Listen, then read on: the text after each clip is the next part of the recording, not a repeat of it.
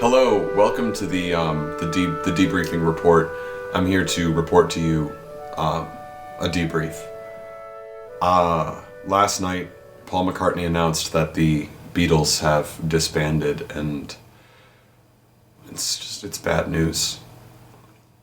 Sad reacts only. Sorry, what? Sad reacts only. Well, yeah, you can't. Why would anyone react in any other way? Exactly. The Beatles, they touched a lot of people, and that's why they had to disband. It was starting to get really inappropriate. Did John and Ringo and I, at the time that we fucked a chameleon, and it was during the Revolver days when we were sort of out of the gist of the normal. It was a psychedelic era, and it was just his reptile era. And you just gotta stick your dick in it. It's great. We touched a lot of people. We brought the thank you, Ringo. No, I said John and Ringo and I, so you can choose from Paul McCartney or John Lennon. No, wait, what's the other one? Fuck. George Harrison. Fuck. We're the ones that are dead. Pick. Okay, thanks, Paul. I'm gonna go now. Bye. Studio. Thanks, Paul. We brought in the chameleon actually to talk about its experience with you, the listener. Ouch, my rectum. In other debriefing report news, chameleons have learned to talk. So.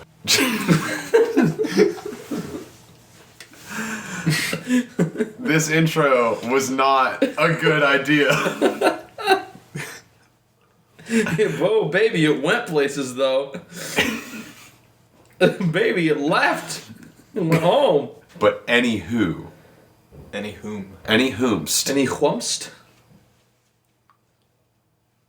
That intro was not a good idea. Good Idea is a comedy podcast where we find, nope, that's not it. Good Idea is a brain trust your brain can trust. It is a comedy podcast where we find creative, actionable solutions for your real life problems, and we are your friends on the go. I'm Aiden Kinsella. Bradley Burglar. I'm Emmet Winter. And this is Good Idea. I was kind of waiting for all of you to look up and look at me and sort of do the, but it's fine. We'll deal. So I've said way too many times, but you just put it in there. When you run out of words. When you run out of words. Mm-hmm. What happens when you run out of ums though? Fuck. That's the word you can always use. It's universal. You can just go, and that communicates more than anything else could ever. I mean, it's the universal syllable. Is that true?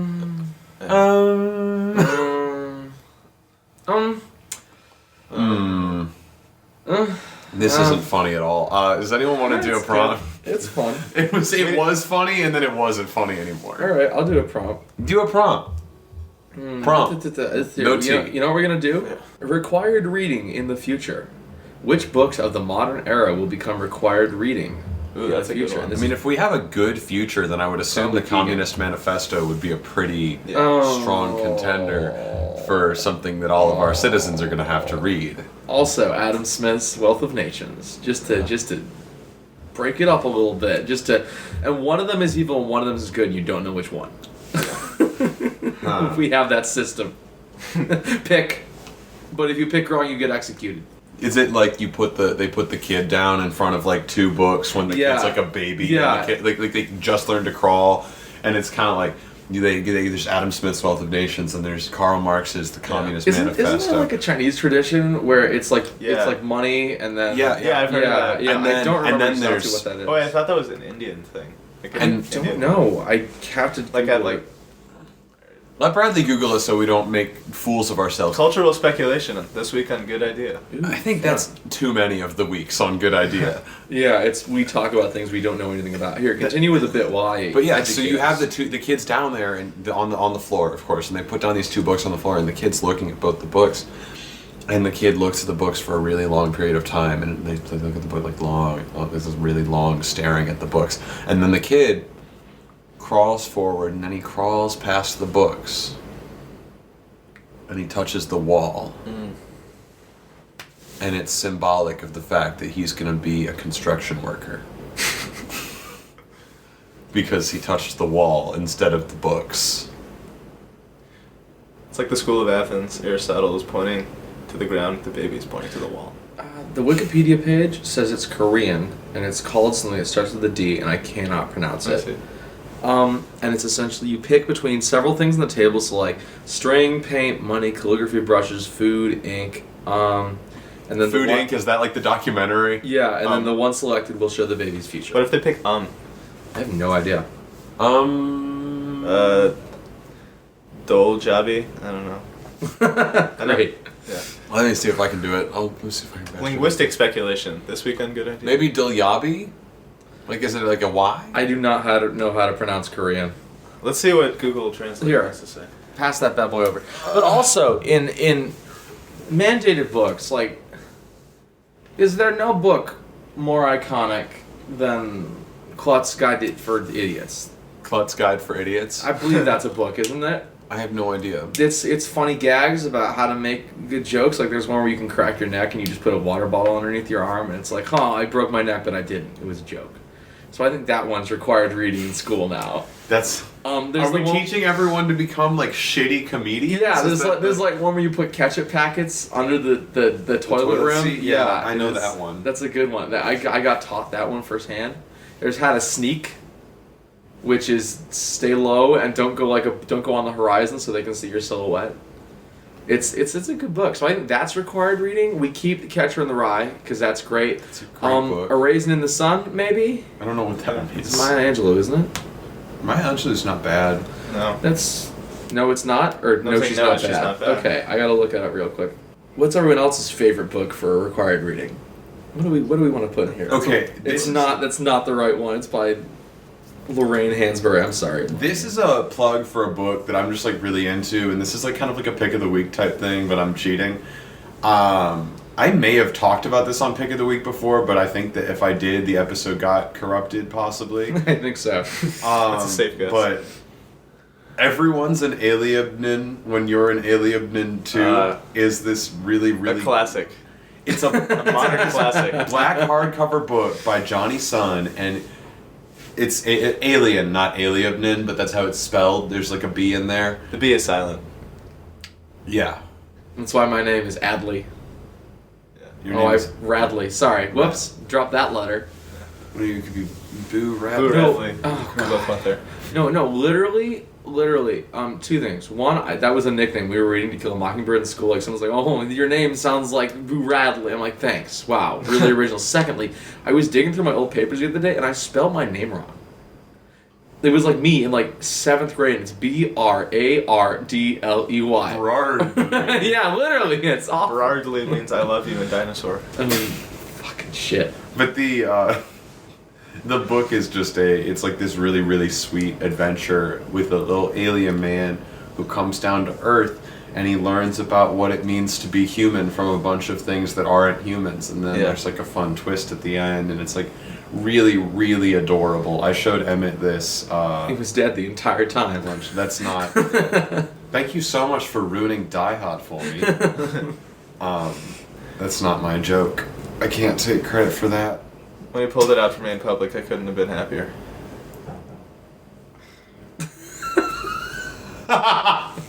Fucking shit. Oh god. What? Books. No, I really like this prompt though. We've not explored it to its full capacity. Yeah, this is a good. It's this is a very good. prompt. It's a great prompt. This was I mean, Keegan. It was, of course. Oh, it's of course Keegan. it was Keegan. I don't know that we said that. Maybe we did. I don't think we did. But this was Keegan. It's a good prompt. Thank you, Keegan. So, what I can see from here, one of the only books which title I can read is the Lego instruction book for Falling Water. Yeah, Yeah. that's gonna be required. Reading. That's gonna be required. You gotta know how to build that. yeah.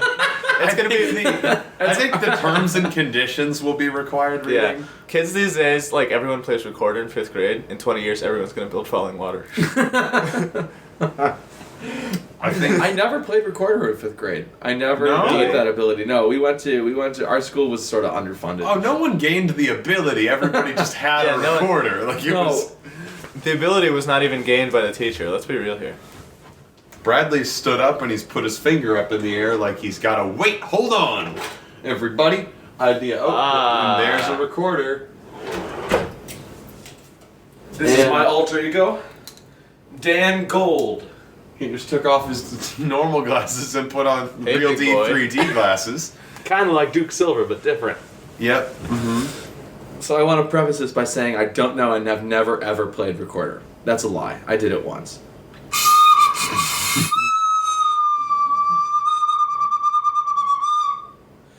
No, I've done it twice. Thank you all. Are you sure you've never played recorder more than once before? I am very sure. I'm the next Philip Glass, everybody. I'm going to put an orange on my recorder and we'll talk to you next week. So yeah, Falling Water definitely required reading. The EULA. You can play video games, nobody reads the EULA, you know? And I think that a lot of people get fucked by the EULA, you know? You know the old saying, fuck 'em with the EULA. Yeah. That the, Fuck 'em that right the in game the EULA. developer. Now, I don't think that's what it is. So I think the part we have when examining this is what modern day books now will become future classics. No, but okay, see, that's a shit thing to ask me because I don't read. You don't read. Does anyone read? I tell people I read. Does that count? Oh, that works pretty well. Future classics, if I were going to answer this seriously, which I won't do, I'd probably say Kurt Vonnegut. But the most iconic book of the past couple years has to be 50 Shades of Grey. Yeah. Which means, at what I grade? think we're gonna At what grade level do we have to we give institute kids the that sex book? talk in 6th grade, right? I So think that seventh that's grade is no. I 50 think it's 6th. I think it's supplemental reading. Yeah. Because in the future, the sex talk will be the sex talk, but it will also include inclusive ideas like kinks. Yeah. It's very inclusive. That's great. It's very inclusive, so Yeah. you have to read 50 Shades of Grey in 6th grade. Horrifying. Oh, And I think God. that is, I think that answers the question. I think that's it. I think we've gone as far as we can go with this bad boy. All right. We've really made sex ed more inclusive, huh? Yeah. God. I feel very included. Not sex ed Ed like is the very- good idea yeah. episode. That's what I was going. Welcome, Emmett, to the sex ed department. Welcome. Thank you. No problem. You've been I'm included. honored. Okay, Emmet, you want to pick a prompt? Can I start saying prompt with a T, and stop saying prompt? Prompt. Prompt? Prompt. Hey, Emmet, you want to pick a prompt? You want to pick a prompt? Hey, man. Hey, you want to pick a prompt? So I just want y'all to know that. Who? Me and Emmet? Yes. That's why I can say it in this bit. Okay, what are some things that I can say that I don't want anyone to know I ever said? P is stored in the balls. No, I want everyone to know that. Everybody should know that. The pee was stored in the balls the entire time. FBI man told me not to tell anyone. Listen. Here's this. If I my balls were cut off. Ouch. Michael. The pee is coming from inside the balls. Right. Michael. Illuminati is not going to be happy with you. No, they're not. Michael, my balls were God. cut off for my new role as the castrato in Christopher Walken's The Castrato. But let me tell you, Michael, I gotta tell you something, Michael. It didn't work. No! It was too late. Oh, Christopher! My voice is still too high. Or too low, I mean. Too low! No! Christopher, how could you do this? Michael! Oh. Emmett, you can pick a prompt Emmett, whenever. I'm being very indecisive. These are a lot of good ones, I have to say. They're all great. Who is Michael? Michael? Is that Vsauce? All right. No. Hey, Vsauce. Hey, Vsauce, Michael Michael here. I was just wondering, is it anyone in specific? Was it our Lyft driver? No, our Lyft driver was not Michael. His name started with an M though. Was it We should Christopher tell this Walken story. as We should Michael? tell this story and then we'll do the prompt you picked. Okay. But the Michael is, if you watch Click starring Adam Sandler, the main character's name is Michael. Okay. But And so it's so this character of Michael is this fictional person that Christopher Walken in the fiction is talking to about his new role as the Castrato in his upcoming film, The Castrato, starring Christopher Walken. And a castrato is someone who was a young boy and their balls were cut off so they could sing soprano forever. And nowadays we do that with helium, which is less painful. And in this fiction, which if you've listened to Good Idea before, you've probably heard Sam King guest. She and I made this fiction in which Christopher Walken's balls were cut off so he could play a castrato, and it didn't work. Dude, but did you do because this? He's an adult man. Did you do this entirely on the way to the Chicago No, theater? we'd already done it. Lyft driver? No, we made up this bit months ago, Really? and we just do it all the time because it's really funny to me. The first at time least. I heard it was we're in public. It's like late at night. We're calling a Lyft because it's late and it's raining, and we're in Chicago. We're in Chicago. My brother and me live show. We're at the train station and we're going there, and I get in the cab and it's like 4 of us. So one person's in the front seat, 3 are in the back, and all I hear is just, Michael, my balls! And I'm like, oh god, just kill me. Because the Lyft driver's obviously uncomfy, but he's like, I'm getting paid to do this. And it's like, I can't back out now.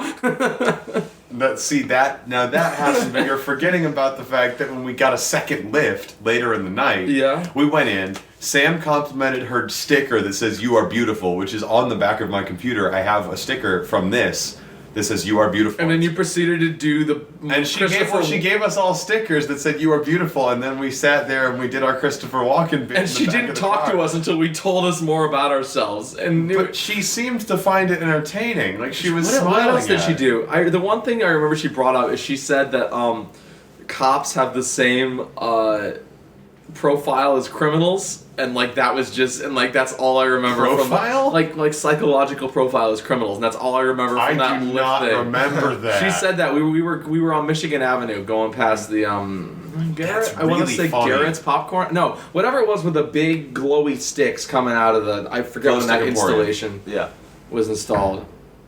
But eat at it's Joe's fun. Glow Stick Emporium. Oh, I love Glow Stick Emporium. They crunch so good. Okay, Emmett, prompt. I already lost it. I have to scroll down. We've been doing this so long. Here we go. Geocaching, but steal things from people's houses. Okay. This was... Do we have it for this? Are the two things completely separate? Like, you're geocaching and then... No, well... You're just using geocaching to steal from people's houses. The funny thing... So the full prompt here, I believe, is funny geocaching joke, period. Geocaching, but steal things from people's houses. Well, because I know what initially happened was you said something about, like, we could do a geocaching prompt at some point, and I was like, Bradley, that's funny, and so I went on my computer and I typed in funny geocaching joke, and then you added to it an actual prompt. Oh, great. Okay, so we were talking about geocaching. We were indeed. So I think with geocaching... Do people know what it is? Okay, if you don't know what geocaching is, you essentially have a device like a phone or a geocacher. I'm pretty sure that's what it's called. And you go, you essentially type in, I don't know if it's coordinates or if there's, I think it's more like there's an object and it has like a beeper in it, and it goes beep, beep, beep, and and that beep, as beepers do. Beep sort of echolocates to where, I'm using all the wrong words on purpose, I promise. Sort of echolocates to where the geocaching device is or where the phone is, and the phone operates, I think, on just like map coordinates and like you plug it in. And batteries. This is where the thing is. Yes, batteries, battery powered, of course. And anywho, you go there, you go to these coordinates, whether it be by phone map or by like a just sort of magnetic echolocation connection. Because that's definitely how it works, and you go there and there's a trading post there and you exchange geocache for fun, cool little trinkets. Geocaches. I think like 40% of that's true. I'm not sure which 40% because I don't know enough about geocaching to like fully understand. Well, see, my advantage is that I actually do know exactly what geocaching is. I think maybe there's like a box and you just have to find it. There's a box you have to find. Okay, if in real genuine geocaching, there's a box and you have to find it. And well, there's not always a box. Sometimes it's just like a thing. Like it's just a place. And it's like, look at this cool thing. But there's usually like a box, you have to find the box, and in the box there's some cool shit, and you either take the shit out and put new shit in, or you just like look at the cool shit. Yeah, and you're like, that's cool shit. And you're like, wow, I found it, and you put it on your Facebook, like, guys, I did a geocache, and everybody's like, wow, and they like it, and you're like, I needed this validation, thank you. Yeah. I'm gonna download the geocache app right now and see what I can where the nearest geocache to us is. I'm not gonna go there. But Yeah, I was gonna say it's kind of cold, and also I don't have the portable mic with me. No, but so the best. So I believe the thing we started out with is geocaching, but you steal shit. So geocache for robbers. Is Yeah, you steal their what geocache. What do we want? Yeah. You steal What do we want to call that? Geostash, Earth stash. Okay, so geo. for. Do we need geo? Geo Brash. What if Geo rob. I called it House. Geo and Brash? More like So- Geo in the trash. I guess other robbers tag people's houses, and they're like, "Hey, check out this place. I know they've got Check out this dope house. check I'm out gonna this- tag it for you, so I don't get busted for stealing it, and then you yeah." take the risk, and I get 10% of your theft. So you essentially have like it's not robbers don't tag them for other robbers. Professional robber scouts go out and they tag geostash locations. Preferably They say- between the ages of 11 and 14 before they reach Life Scout rank, because that makes the liability a little more difficult. Yeah. But yeah, their scouts are generally kind of in that sweet spot Yeah. where they're not liable, but they're also old enough to understand what they're doing. Yes. And they're so fixated on getting their merit badges and not being associated with the uncoveted rank of tenderfoot that they will do anything that they can. I think that that's basically what they do, and they put in the There's so many fucking geocaches. yeah. Yeah. Like look at this. Hey, look at this really cool. Look at this really cool dope house. The parents are never seen to be home, and the kids watch each other after school. They're 6 and 8 years old. This is nuts. No, like okay, you know the turn onto McKinley from the road Jewel was on. Yeah. There's like one Jewel on on that every road, road. like in that road. Yeah. They're all over the place. Why? How could you hide? Oh, it's a funny joke because they put it on the train tracks. I get it. Oh. It's a funny. You'll find a treasure there. That's Great, funny. nice. It's a funny joke. This is such a fascinating sport. How do people do this? We should go geocaching. sometime. We should at some point for no I think reason. we bring. I should think we take gotta good bring all idea. our friends. There's one on the college Good campus. idea, geocaching. There's one I think where we were in the ravine. No, yeah, there's No. one there. There's at least one in that ravine. Because I see the Circle Drive and it's right along there. Yeah. Yeah, all right. I wonder cool. if there's any geocaching in Chernobyl that no one is able to access. Fucking shit, I gotta check that right now. Or perhaps... It reminds me of the Pokemon Go, thing where there were like Pokestops in places that you can't go. There was one on like the military base where there were like people were trying to break into a military base to get into the Pokemon Go stash. Jesus Christ. Okay, where in... Fuck, Russia's huge. I don't even know where to look for Fuck, Chernobyl. Russia's huge. Chernobyl's in Ukraine. Okay, so that's lower than Roughly- bordering the sea. Roughly northern Ukraine. I don't even know. It's just such a strange concept on its own. It's almost like in order to add on, something needs to be fairly mundane. Like, it needs to be sort of a base level thing that everyone can understand and relate to. And this is just weird. Yeah. It's Even to us, it's weird. very strange. And we're weird as it is. So. I'm very weird. I'm Professionally. normal. Speak for yourself. Yeah, no. When the going gets weird, the weird turns pro. Let's be real here. So, I think there's nothing weirder than geocaching. Because what's the geocaching outfit? I think LARPing is weirder than geocaching. I think LARPing and geocaching at the same time is weirder than both. I think about LARPing. We need skis. We to have do to it right. find the magic box. In it, there's a tome, and we will open the tome to find the location of our next geocache. And then we will climb the mountain to find the dragon's hoard or his geostash. Come, Squire.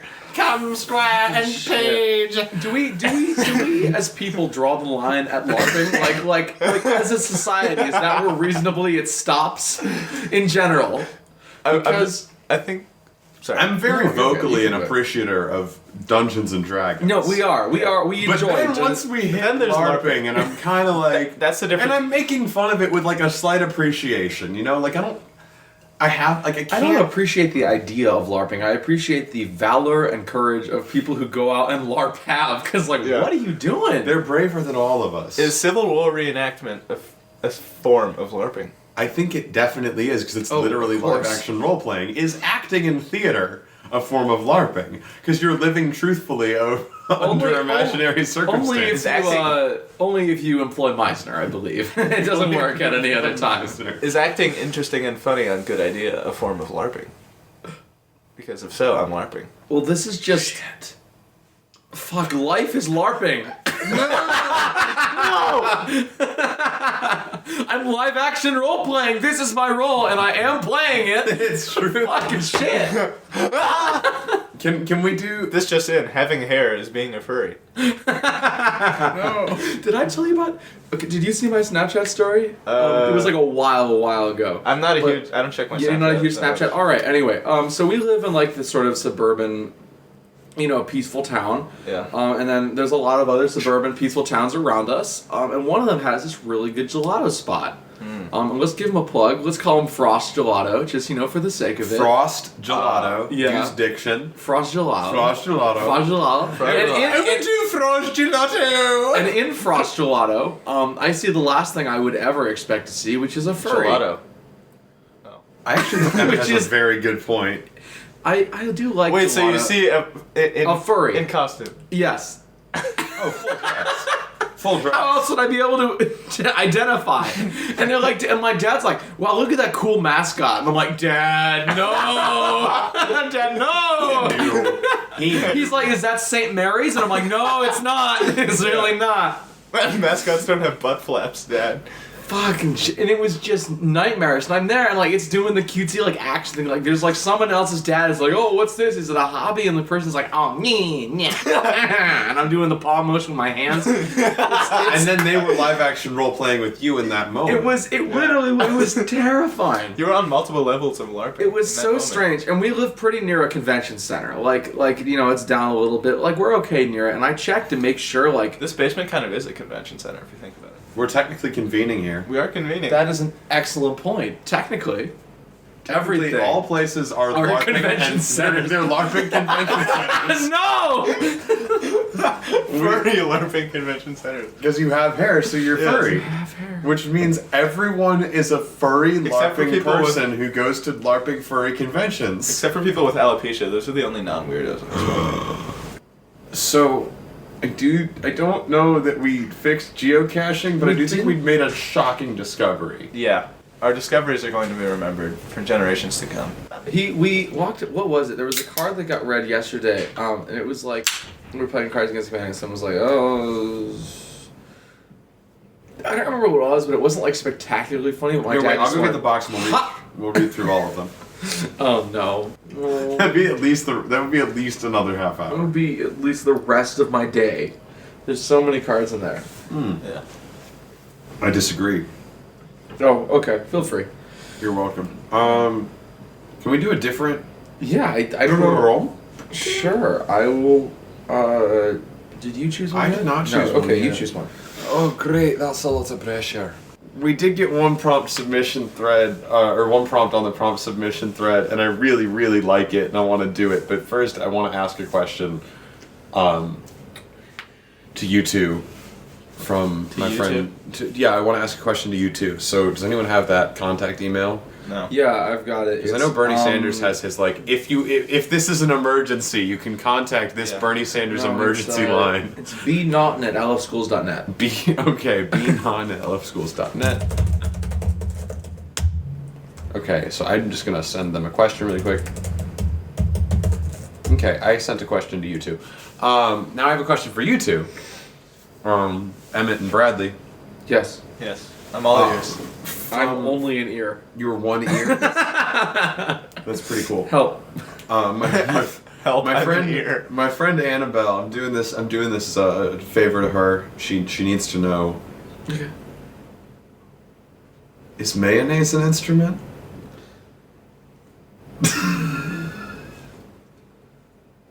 Well, this begs the question. Shitty SpongeBob joke.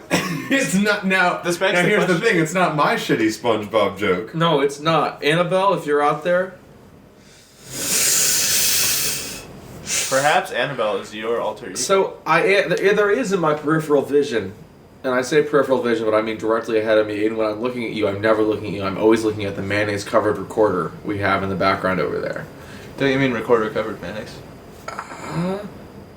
I think I meant to say colored, actually, which is my fault. But it's just chilling. It's colored mayonnaise, I too. think yes, You based think, off that yeah. recorder, yes. Mayonnaise It's is colored an instrument. mayonnaise to capture the essence of mayonnaise as an instrument.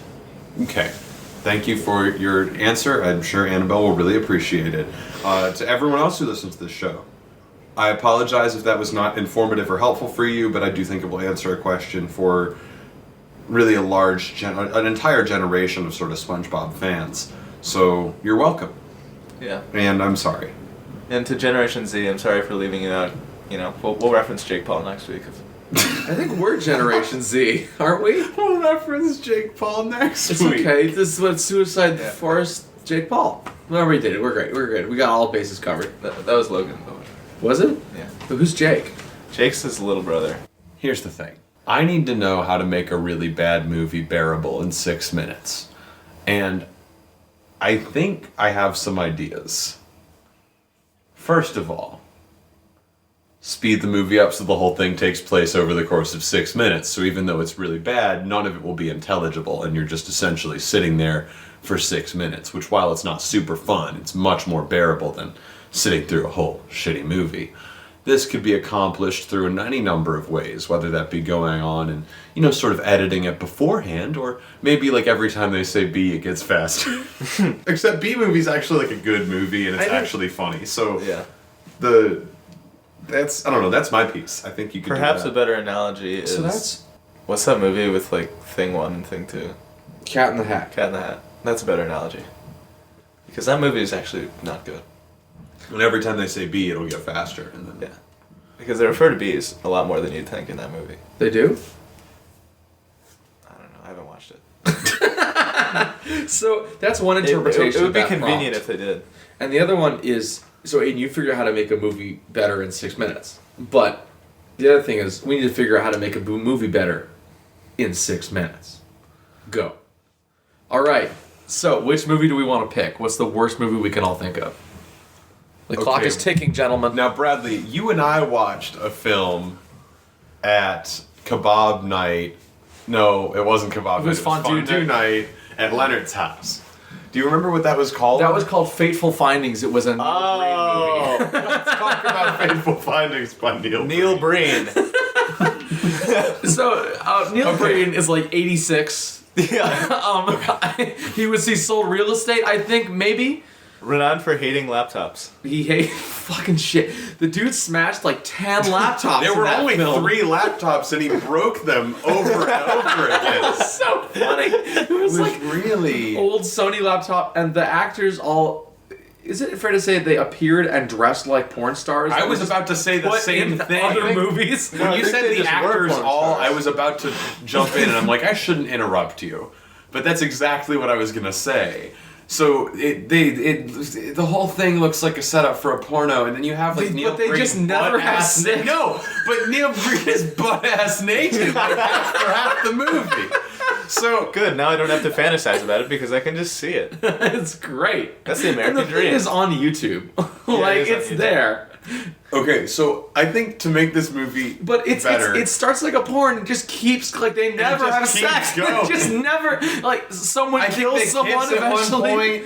People's shirts like get ripped in half a lot. Like And then, it's yeah, not. it's a lot and of then shirt every ripping. politician kills themselves at the end. Okay, Yeah. but okay. I now so- realize the wrongdoing that I committed proceeds to kill himself. It's so funny. Now, Great. it's already a really enjoyable film to watch, but I think ways we can improve it. The president of the bank is one of the characters. I think we need more of the president of the bank. I think we should make him the main character. Yeah. First of all. Second of all, The American public Neil needs Breen? more. Neil Breen Gone. gone, but no, but there's a not picture forgotten. of him forgotten but not yet gone. Christopher Walken as Neil Breen. Christopher Walken as Neil Breen in The fates collide or whatever. The fateful what is the title Fateful about? findings. I think it was. Findings that are fateful. The thing is, I think there was a plot, which just didn't there make any was a plot. sense. It starts out with them with a boy and a little girl. One of the little boys is supposed to be Neil Breen, but young. And then the boy and the little girl like never see each other again after they find these weird things under a magical it's mushroom. like it's maybe a stone. And then I think they for rip interpretation. off each other's shirts later on and make out. Yeah, and then there's these like interjectory hallucination moments where Neil Breen ends up he's like in a black box, but it's like butt-ass naked. But it's the inside of somebody's garage. He's just coated with like plastic trash bags. Yeah, that's... And you're like, what is this? It didn't make any sense. So I think, if we're gonna take Neil Breen out, Cut Neil. but he has to still be in it because he has to be forgotten, but not yet gone. I do think we Fateful findings, but every time Neil Breen is on screen, it's not. subconsciously. You know how there used to be like that scare about like they're gonna flash pictures that are gonna hypnotize us on the screen or whatever. We flash butt-ass naked Neil Breen just in between every single frame. Yeah. So Or not every every 30 frames or something. once a second. So wasn't there? Is it 24 frames per second? I think it's 24 frames per second. And it's maybe I want to say this was a really high quality for the movie. Hobbit I think they used the. It would be 72. I think. 70. I don't remember exactly. This could be used in AP psychology to teach fixed interval. What's fixed interval? Someone explain it to me. Okay, fixed interval. Every certain number of things, a thing happens. So it's like it would be like if I pulled a slot machine lever down, and every time I did it 10 times, I won money. That would be fixed interval. It's a form of reinforcement. Okay. So this would be that's sort of like a Pavlov's psychological. dog, Well, it's a not form of that. conditioning. So I keep watching the movie because every 24 frames, on the 24th frame, I'm rewarded with a picture of a butt-ass naked Neil Breen. And so it creates a commitment to watching the movie.